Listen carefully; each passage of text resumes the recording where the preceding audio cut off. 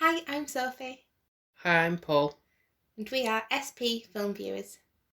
and today, for the third film of Hitchcock Month, we are going to be talking about Vertigo.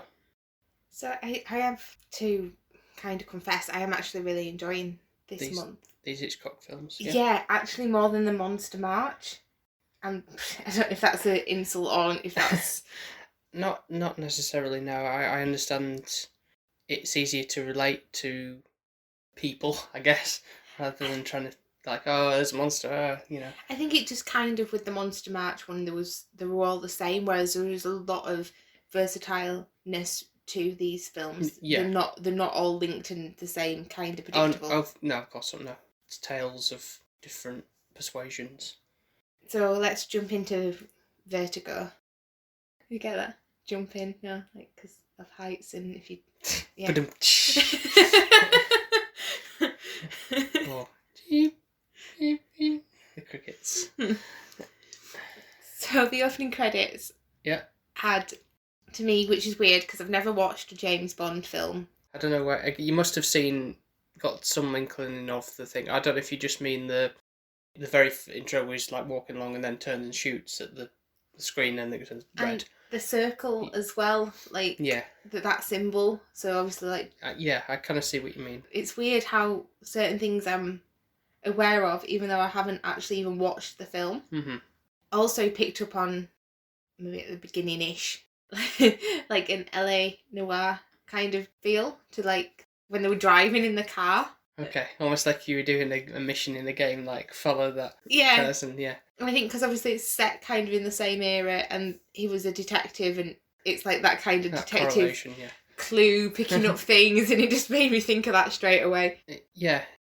So obviously you've got your main man, which obviously Hitchcock really, really likes him because he's had him in Rear Window as well. He's done a fair few other ones as well. He's really strong character in this as well. Everything he plays is strong, I think. There's not been a film as of yet, and I've only seen 3, but that I haven't liked him in. Yeah. Like, comparing him, you can't even compare him to Adam Sandler, but, like, you kind of get a feel of an actor. Like, like Jennifer Aniston, that the roles that she'll play, and you quite like the characters she always plays. So that, you can just like, yeah, this is her. Yeah. But this is him, and it just works. Yeah. I'm glad you just read my mind then. Okay. So I did also write that is somewhat hurt again initially at the beginning of the of the scene. Not quite as badly done to as he is in Rear Window, but yeah. And that there's another blonde lady that he's acquainted somewhat with. Midge. Yeah. She's quite what I'd class as goofy back then, I guess. Yeah, quirky, I suppose. Yeah. Yeah, like she looks a little bit nerdy. Yeah. Like not your perfect, pristine kind of what we get to later on. So obviously the reason why the title is called Vertigo is because his main leading man experiences vertigo at a really poor time. Having what's called acrophobia, which leads to vertigo, which means like the dizziness of looking down at something when you're really high up. Mm. And I don't get that bad when I look down because I'm not very good with heights myself. But I don't get that level of like, oh my gosh, like gonna pass out kind of thing or anything like that. No, but it's terrifying. Kind of could relate to him when he was going up the step ladders, like the third step.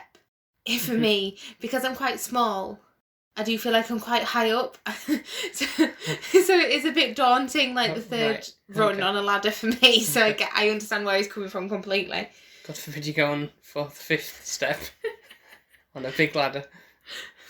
No, somebody would have to be holding the ladder at least, watching over me. Yeah. So Midge calls him, "Oh, Johnny." Yeah. So he's called John, but acquaintances call him Scotty. I don't get that because that's not his name. So it's like, where does that come from? It's not like it's even an abbreviation. Yeah, like James, Jimmy, or maybe Jonathan. Like, I don't know. Maybe that's like acquaintances call him Jonathan. But anyways, this acquaintance asks him to basically go and stalk his wife because she's not She keeps having these moments where she's drifting off and forgetting things and is a bit worried about her. Obviously, she's a pretty blonde lady again. She's very pretty, but still no Grace Kelly pretty. Yeah. She's still in the number one spot. Yeah, by far. But they kind of seem to glamorise this one a little bit more. Like with the lighting. And you said it was like a bit like a softbox, is that right? Yeah. When you're doing the photography stuff. And like they try to do like portrait kind of. Yeah, when she goes in at one angle, she's kind of like literally like doing a side angle pose. Yeah. They also did quite clever lighting skills. I don't know if you noticed, like when they started to talk a little bit about something and it got a little bit seedy and a bit dark, the actual film the lighting was getting darker and darker and darker. Yeah. So I quite liked that because it's kind of building the atmosphere with the lighting. Seemed to do that quite a bit in certain scenarios. Yeah. Also, when you first meet this lady, it kind of is a darkened kind of edge, like kind of panning focused on her. Yeah. So you're kind of looking like the rest of it's not as in focus and it's more she's like your main... Well, you mean in the bit where she's like the back turned and she's in the green dress and everybody else is obviously like in normal bland greys and stuff and black suit attire, where she's kind of like, this is the centre of attention there. Yeah, the green seems to also be a common theme throughout for this lady. Green car and various other things that happen throughout the film. Back to lighting as well, there was certain, especially like there was when he follows her to the grave, there's that haunting quality to the lighting in that. It's almost like that's almost like a dream state in a sense, dreamlike quality going on there. It was quite cleverly done actually, and I think I preferred it because I'm not seeing people play with lighting as much nowadays. It just has to be perfect lighting. Yeah. If that makes sense. I mean, like just like normal bright studio lighting and stuff, and everything's not too harsh and not too soft. Yeah, just well lit. Yeah. It's like where actually this kind of added the drama. You kind of also, I noticed as well, shadows played quite a bit in this. Yeah. So like obviously when she was like running away, the way that they kind of had to do it, so like a detective, there was like shadows to like the opening of the door, then the door closing and you could see her shadow on the floor. So all these little bits that added to the aspect of the film, which I really, really, really enjoyed. There's a bit of a thing where I think, well, this woman must be a bit stupid because John is following her. And to be honest, I'd be thinking at this point, this car's been following me for quite a while now. And he's not like he's trying to keep a little bit of a distance, but it's not like he's even trying to make it look not so obvious. It looks really obvious that he's following her, but she's apparently none the wiser. So that just made me feel like a bit of a game as well, because it's like, oh, if I go a little bit too far, then they'll notice. Yeah, mission failed. Yeah. So it kind of gets this darkish twist where it's to do with Carlotta, which is Madeline's great-grandmother. And you can see like this obsession kind of growing with Madeline towards Carlotta. It seems that at one point you're not sure if Carlotta is kind of possessive over Madeline or if it's a case of Madeline is so drastically wanting to dig up her history to understand. Really wanting to be just like her. How she has her hair, has the flower bouquet and all that stuff. It's all, she has her jewellery as well, and it's like getting to a point of where it's like quite scary because this girl seems quite normal when you talk to her, but then she'll sit and have a look at this picture of Carlotta for a while, staring at her, and then she'll say that she doesn't know about the museum, and like she's having these blips of memory loss, or somebody's taking over her body and doing these things while she's not realising it. That's really where I thought it was going, like it was like a possession kind of thing, like... Yeah, like, but passively, not like some like exorcism thing where it's going like, like no, eyes bulging or anything. It was like when she got to these certain places that her dominance of Carlotta kind of took over. Right. That's what it felt for me. And I was like, I'm not sure if I like this because this kind of stuff kind of freaks me out. So I'm like, I got that strong vibes, especially towards like the end where she was 26, wasn't she, Carlotta, when she killed herself, and Madeline was 26 years old, and it seemed that she wasn't in control of her own thoughts and her own feelings and her own actions sometimes, which is a bit concerning. So you do get another aspect of a bit of a romance, so to speak. It's a bit of a messed up romance though, isn't it? Yeah, he gets to a point where he's close by to her because he's like at the foot of the Golden Gate Bridge in San Francisco. She's parked right at the edge of the waterfront. How would she not know that he's followed her? Because that's like super obvious. But it's kind of like that she's still going ahead with this, what attempts to be a suicide, really, but isn't really, because she's just really just floating at the top of the water and he still jumps in and saves her. And then this is where the sort of romance, if you want to call it that, blossoms. It takes her back to his apartment. And now, I don't know if you noticed, it assumed that he undressed her. Yes. Without, like, I guess consent. Really, so I don't know how bare bones. Obviously, because she didn't like, what am I doing here? Like, she was startled. She wasn't like, oh, hi, thanks for letting me stay or anything. So it's like, it's a bit, It did seem a bit strange, that scene, but then I understand why he did it, because obviously she was dripping wet. She could have caught pneumonia or something. Exactly, yeah. So he's done it out of a kindness somewhat, but even though he's been watching from afar, and you can tell that he's kind of been... He's kind of enamoured with her, just enthralled. Intrigued as well as the beauty of her. I even put down at one point, this really, really messed with my brain, this one did. I did not see any of this coming. So I even put, is she a ghost? Maybe she's like a figure of his imagination. Is she not real? Is it because of when he goes to take the phone call in his bedroom and then goes back out into his living room or whatever you want to call it, and then she's gone? And yeah, so there was that scene. Also when she was in that hotel and she'd kind of was meant to be in that room but nobody was in there.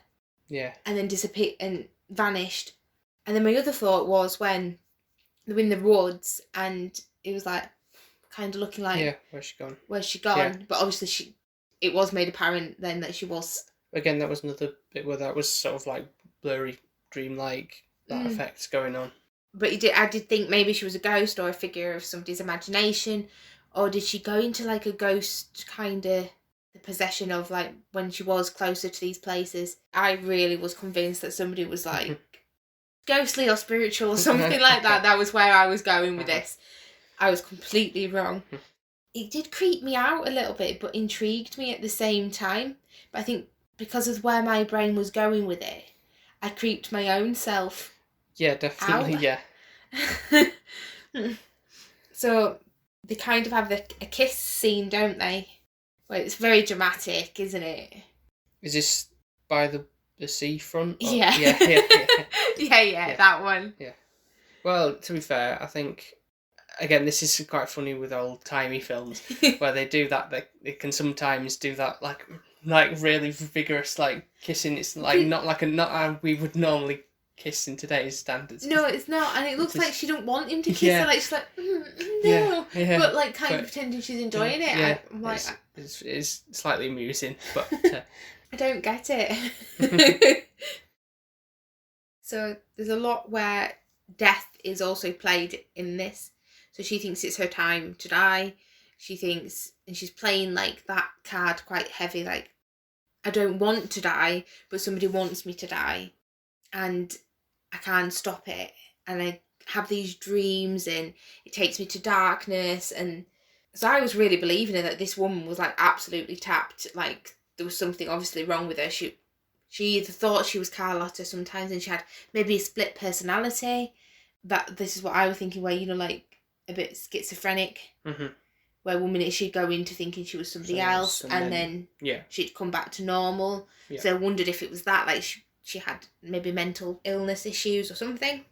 I was going through all of these because obviously we've watched quite a few films now where people haven't been that stable and they're not who they say they are, and I was waiting for... Obviously, I think that this being as early as it was, and, you know, films to come out later are very much inspired by the way that Hitchcock, of how, you know, a person's mental state can be.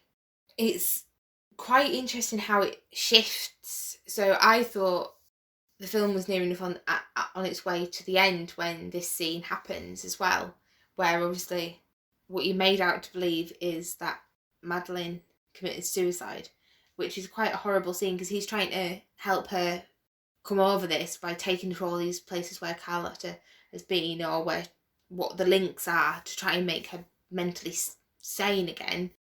And she's like, no, I've got to go into church, and she runs all up the stairs, and obviously he can't get to the top of the stairs because of his vertigo, and she chucks herself out of the window, which is quite a shocking experience. I didn't think though he would do what he did next. I didn't think he would run away. I think it just looks a bit dodgy suspect, even if because he wasn't at the top of the tower. For all they know, the people, obviously by the point that the people are like, oh my god, there's a body on the roof or whatever, and if they'd seen him, be like, oh, well, he's just come down from the stairs, no matter what point he was at. He's pushed he's the one who's responsible for this, so it's like, well, we've got to get it out then, because I don't want to, it's not, I haven't done anything, I don't want to be culpable for all this. But obviously he loved her, he was quite obsessed. There was a lot of obsession going on. Yeah. From her with the Carlotta and him with her. Yeah. And then I was thinking, oh, that's it. That's kind of like where it ends. Like she dies and we don't know anymore. Yeah. Just for the idea of where we were with the birds, where it just kind of ended. So I was wondering if it was going to be like that again. So I kind of prepared myself. Yeah. About this point, it's about, I reckon, well, it's over halfway, certainly. So it's kind of maybe 70% of the way through the film, and the lead lady is killed off, so to speak. And then we now have him seemingly everywhere he goes now, like seeing anyone who sort of slightly resembles her, like, oh, is that her? And oh no, it's just somebody else. And... But didn't he get put into like a mental institution kind of thing, where he's looking like he's a shell of a man, like he's not even there, is he? He looks like... Again, it's probably just a shock to the system about it all. But then, like you said, he does go out, then he's just constantly obsessed with wanting to find her, even though I don't understand why he thinks he can find her when he did see the fact that she jumped out of the church tower. Like, why he's still clinging on to that so badly.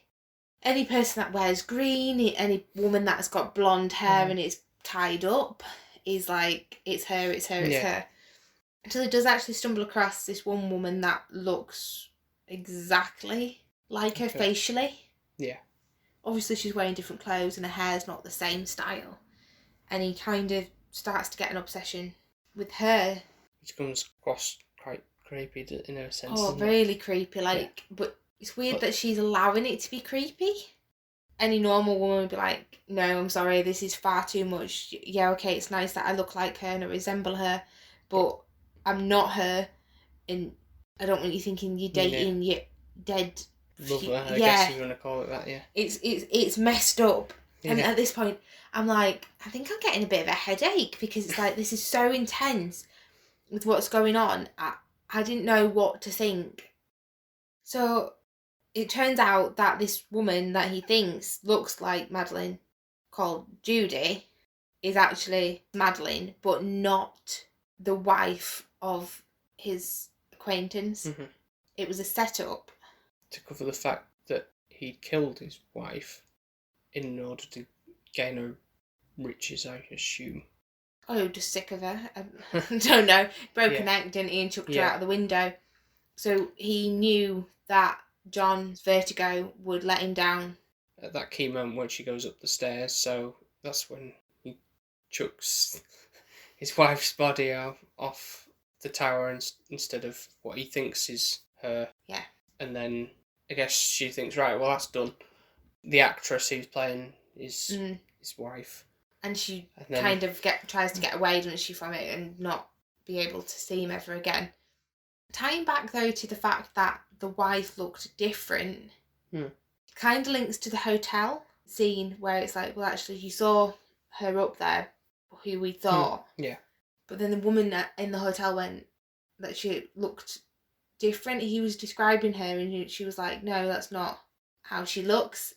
It's completely... Yeah. And it was like, actually, now that makes sense, that actually maybe... Yeah, it's one of those things that you, on a rewatch, you kind of go, well, yeah, that makes sense now. Yeah, it does make sense. Yeah.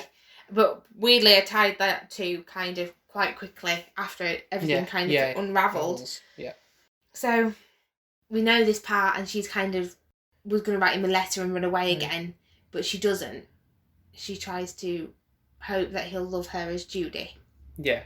Although he's still pushing the whole, right, you've got to look like... Sorry, but if any man did this to me... To the very extreme of, right, get the hair coloured that sense, you've got to wear this outfit. Yeah. And talk and walk like her. That's a bit... Yeah, no, that's it. Nope. It's getting to a bit of sick, twisted... Yeah, perversion there. But now I'm thinking, did he know all along it was her and he was just putting her through the ring? Or was he actually... I think, really, he was so obsessive with her, he didn't twig until that very last bit where she puts on that necklace.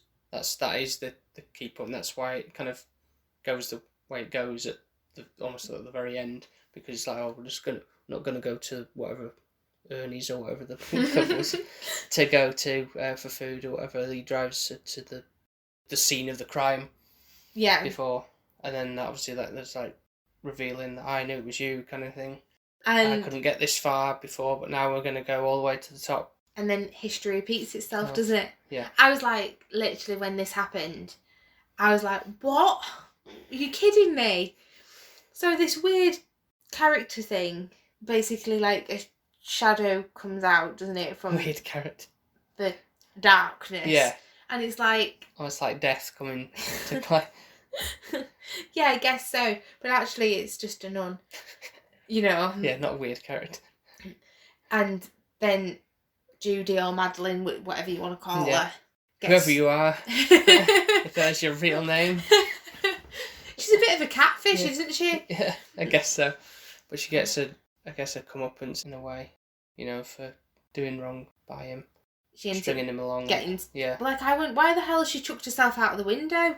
Like, and then you said, oh, well, maybe it's just fear or something like that. I think that's why the whole dark figure in the thing is kind of there, otherwise it's kind of like shock, like, oh my gosh, somebody's come to off me, so I don't know. I'd rather do it myself. Yeah. But that's where we're left, and I do feel sorry for John. Like, out of all of it, I feel like he's had it the hardest, and like he's lost her twice. But we don't really know as to how he copes with that. So I was a little bit like, I can't actually believe what I've just watched. It's like it's just history repeated itself twice. I was none the wiser that Judy wasn't Madeline, and Madeline wasn't a completely different woman who we've never met. I was definitely convinced that this was the acquaintance's wife, and she died, and that there was an affair going on, and all of this. But that wasn't true at all, and I felt like I was quite duped. And that's really what Hitchcock really wanted you to do, to play with that kind of thing, like, oh, you've been tricked here, but it's so well done that you didn't see it coming, really. Yeah, I was definitely tricked. What did you think when you first watched it? Did you twig to it, or...? No, of course, no. Didn't. No, it's definitely heavy in how it plays out the storyline. It doesn't make it obvious about how things are going to go. So what did you think was wrong with Madeline? Well, as I see it, because of the fact that who she was playing, you know, like pretending to be, this was all some clever ruse to lead up to the fact of getting her up to the tower. No, that's fine, but when you initially watched it, did you think... I guess so. I wasn't really... I don't think I was in the same boat as you, thinking it was some sort of spiritual possession type Did you not? Thing. No, I think it was just unstable mind, really, and... Right, so, like, she was kind of flitting back and forth from it. It was more that. Okay, because that did mess with me a little bit. And then so I'd kind of gone down a really different path to then what actually was the film. So I'd already kind of screwed myself over before we'd even got to the twist. Yeah. If that makes sense. So then when we got to the twist, I was like, didn't see that coming. And then I did not see the ending coming at all. I don't know if you predicted... Not the first time, but... No, not one bit. No. Did you have how did you see it ending? I don't know. No. That's the thing. I didn't even know how it could end. Right. To even think of a different ending. Mm-hmm. I didn't think she was going to die the second time. I think he was going to find out and he wasn't going to be happy. Yeah. But I felt like that would be it, the kind of part, and... Right, okay. That would be, it wouldn't be that one of them had to die because of it. Right. But I just think when it ended, I was just like, no idea what I've just watched. Not in a bad way, but trying to tie everything back together. Yeah. It was like a jigsaw that you'd kind of thought was complete. Then somebody's decided to just chuck it on the floor, and all your pieces are all the wrong way around, and there's some underneath the sofa that you can't even get to. And I'm like, whew, intense and full on. Oh, yeah. And definitely messes with your mind. You really like the messy with your mind ones. Yeah, really intriguing, and it makes you want to keep going back to see, like, all right, if I piece this together, try and crack the code, obviously, and especially if you've not seen it for a while, like, the sense of knowing sort of what was coming, but then having to think, right, okay, well, think about that, and is that the way that person says that's particular something going to play, and later on in the film, and those kind of things. I think I'll definitely enjoy it the second time around. I think that will be more enjoyable. I felt a little bit emotionally drained at the end. Yeah, a bit of a roller coaster, isn't it? Massively a roller coaster. I was just like... And you kind of looked at me and you think you wanted a response of me, and I don't really think I gave you one. And normally I do. I have an opinion on everything, and you can't say this is not as predictable as, say, Fight Club, for example, where you figured that out within. I'm glad I did with Fight Club, because I don't like how it leaves me emotionally once I've finished watching the film.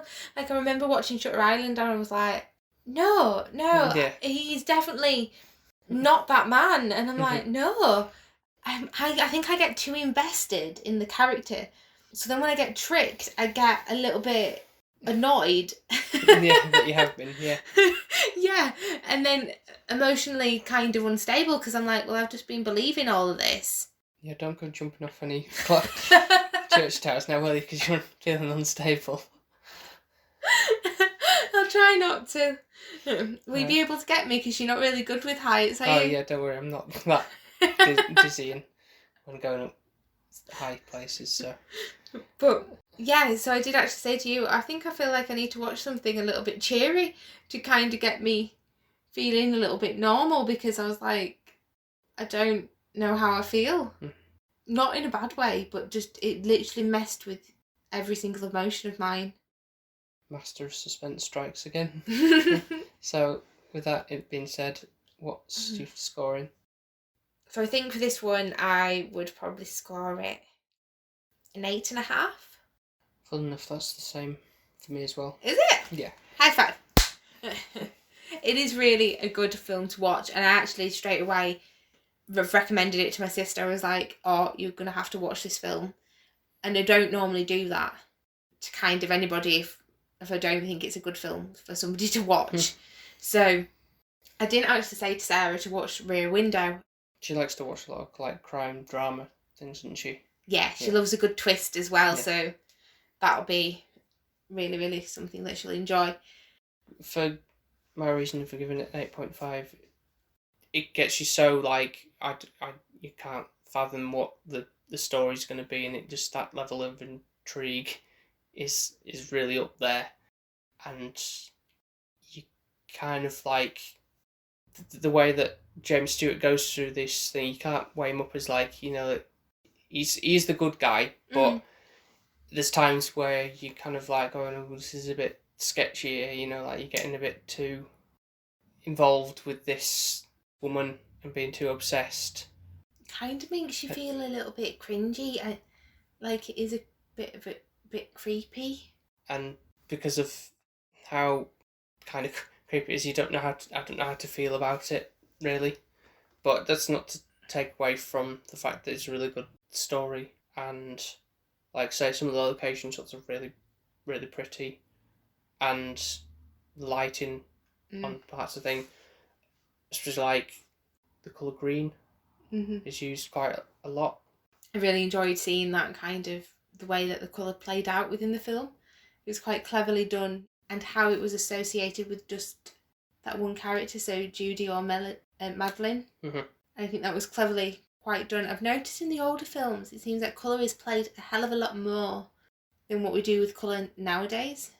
Yeah, in certain films it is still tried to be used predominantly. I do try and look out for things like that in even some modern films these days, if there's anything worth noting about, especially if it's more like a drama thriller type of film, because it's a bit more easy to focus on something like that rather than just like I think you might say the monsters, where it's like smashy, no time for focus on that. It's just fighting going on here. Yeah. So I'm really enjoying the Hitchcock month.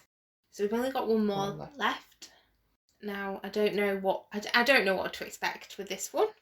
No, I'm not going to really spoil anything for you too much with this one. I don't know if you already know much about it anyway from pop culture or anything like that, because it's like when people hear the name Hitchcock, they immediately think this film, because it's like probably his most famous one. Have you left the best till last, have you? What if I think it's rubbish? You'd be disappointed. That's just what we'll have to find out next time, I suppose, and see what thing.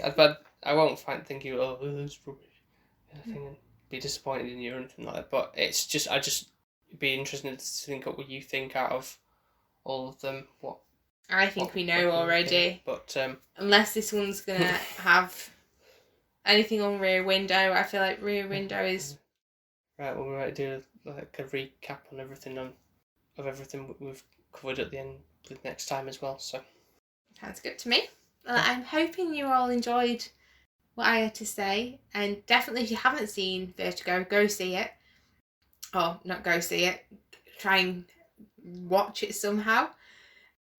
So thank you very much for listening, and you can listen to our other episodes on Podbean, iTunes, Spotify, and wherever else you might get podcasts from. And of course, you can find us on social media platforms under SP Film Viewers on Instagram, Twitter, and Facebook. I hope you've enjoyed, and we will have our final Hitchcock film review up next week.